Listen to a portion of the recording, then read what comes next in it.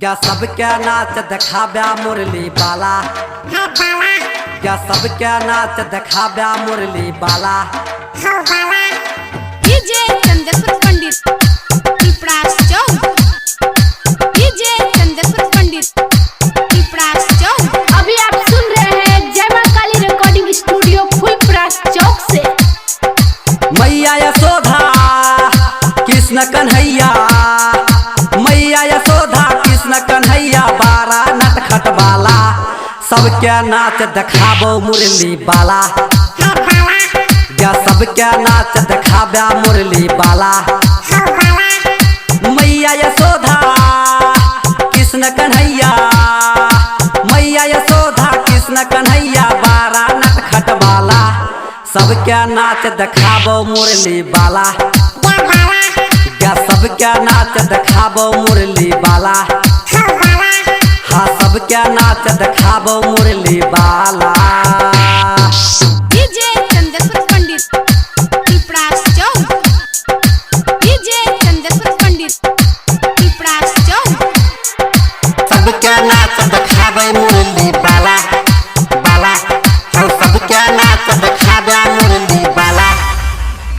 मैया देवकी के 8वां पुत्र रहले मामा कंस के वध करे आएले मामा कंस के वध करे आएले माँ देवकी के 8वां पुत्र रहले मामा कंस के वध करे आएले पोसने पाले रहे मैया यशोदा देवकी के पुत्र लागे कृष्ण कन्हैया पोसने पाले रहे मैया यशोदा देवकी के पुत्र लागे कृष्ण कन्हैया गोपियों के संगे रास रचा के करत रहे रसलीला सबके रास देखाब्या मुरली बाला हो सबके नाच देखाब्या बंसी बाला हो सबके रास देखाब्या मुरली बाला।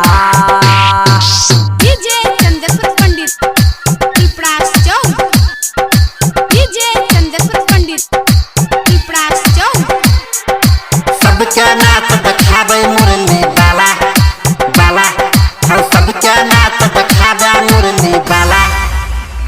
राधा कृष्णा के मिलै छै जोड़ी घर घर करै छै चोरी घर घर करै छै चोरी हाँ राधा कृष्णा के मिलै जोड़ी घर घर करै छै चोरी माधव जी के रहन पाता गाबै छै कृष्ण के कथा माधव जी के रहन पाता गाबै छै कृष्ण के कथा डीजे चंदेश्वर लगाबै छै कृष्ण जी के जयकारा सबके नाच देखाब्या मुरली बाला क्या सबके नाच देखाब्या मुरली बाला क्या सबके नाच देखाब्या मुरली बाला।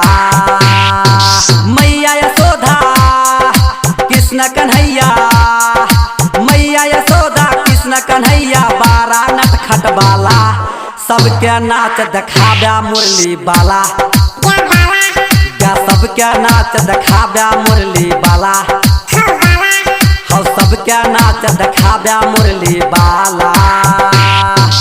डीजे चंदेश्वर पंडित फुलपरास चौक 91 13 90 67 65।